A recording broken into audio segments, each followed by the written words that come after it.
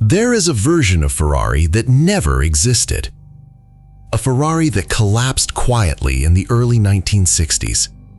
A Ferrari that never built the cars you love, never won the races you remember, never became the mythology it is today. That version of Ferrari was inches away from being real. And the reason it didn't happen, the reason Ferrari survived, was one man. Not Enzo Ferrari, not a driver, not a billionaire with a checkbook, a 26-year-old engineer, the son of a physics professor, a man who had never designed a Formula One car in his life. His name was Mauro Forghieri.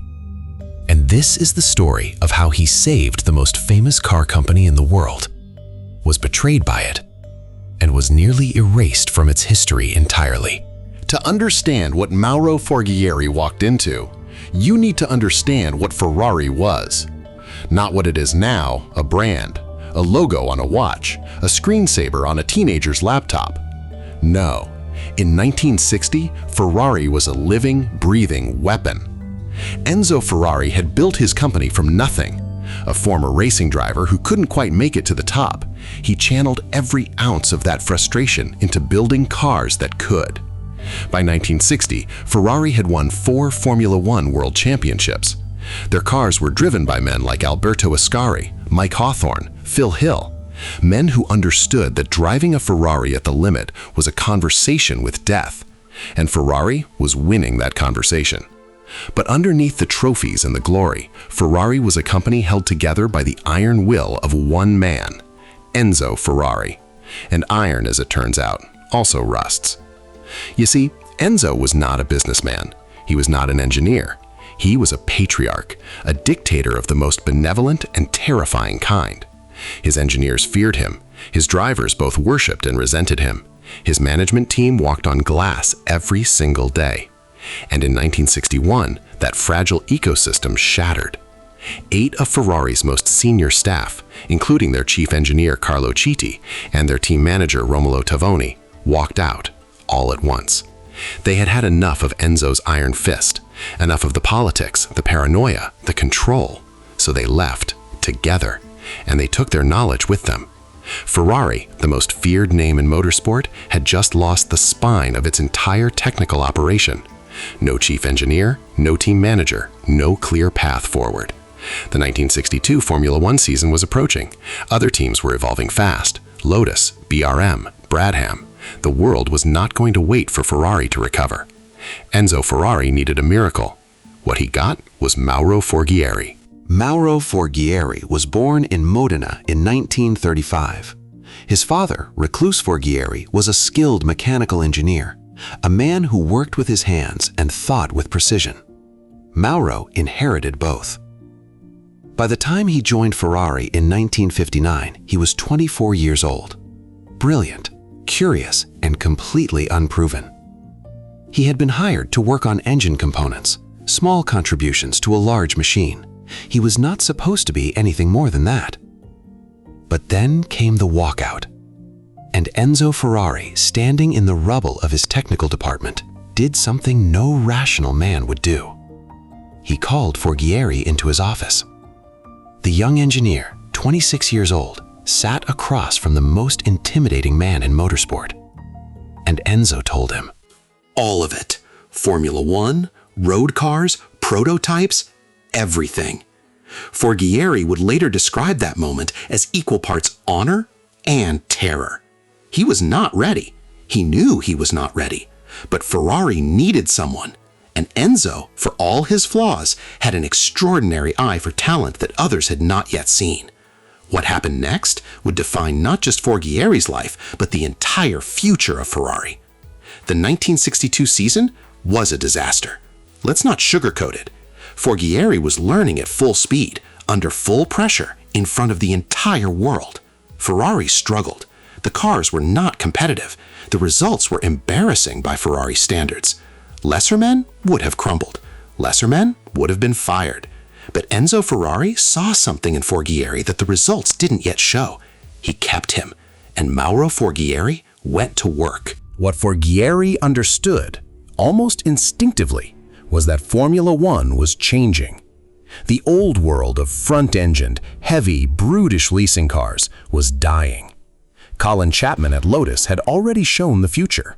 Light, mid-engined, aerodynamically sophisticated. Ferrari was still living in the past. Forghieri dragged them into the present. Over the next several years, he redesigned Ferrari's Formula One approach from the ground up. He developed new chassis geometry, refined the suspension, pushed aerodynamic understanding at a time when most engineers still thought aerodynamics was something for aeroplanes. And in 1964, it came together. The Ferrari 158, Forghieri's first truly complete Formula One car. John Surtees, one of the greatest racing drivers alive, put it on track and immediately understood what Forghieri had built. A precise, fast, and devastatingly well-engineered machine. Surtees won the 1964 Formula One World Championship, Ferrari's first title in 7 years.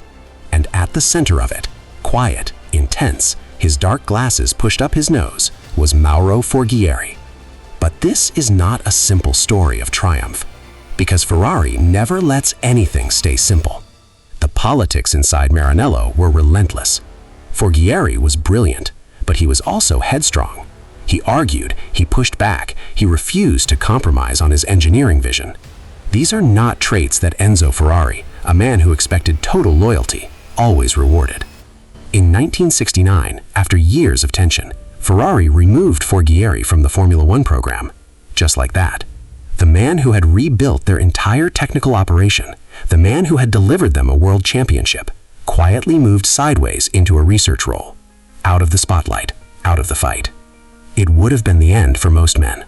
For Forghieri, it was just the intermission. By 1972, Ferrari was in trouble again.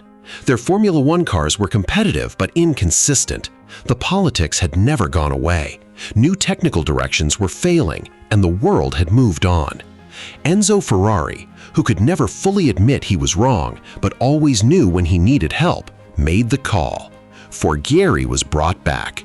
And this time, Mauro Forghieri had something he didn't have in 1962. He had scars.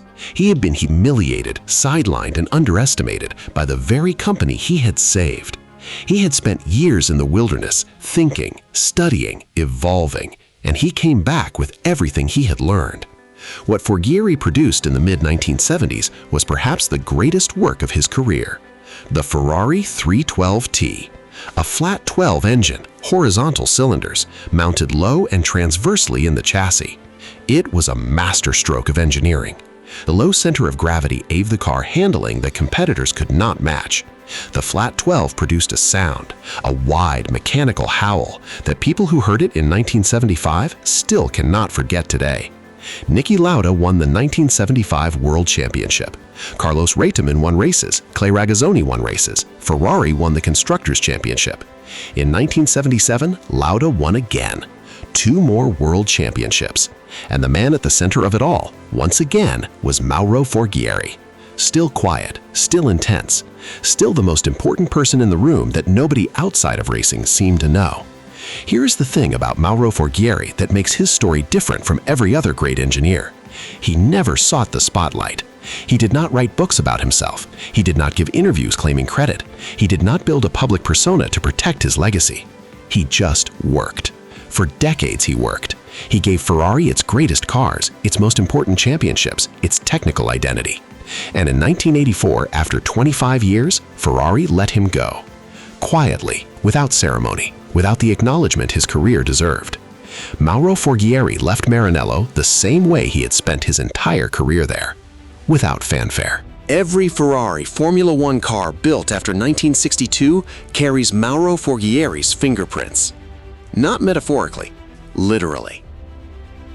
The technical philosophy he established, the obsession with weight distribution, the willingness to innovate aerodynamically, the belief that a Formula One car must be engineered as a complete system, not a collection of parts, that philosophy never left Ferrari. It just stopped having his name on it. After leaving Ferrari, Forghieri went on to work with Lamborghini's Motorsport division, then with Bugatti, then founded his own company, Oral Engineering, consulting for teams around the world. He never stopped working. He never stopped thinking.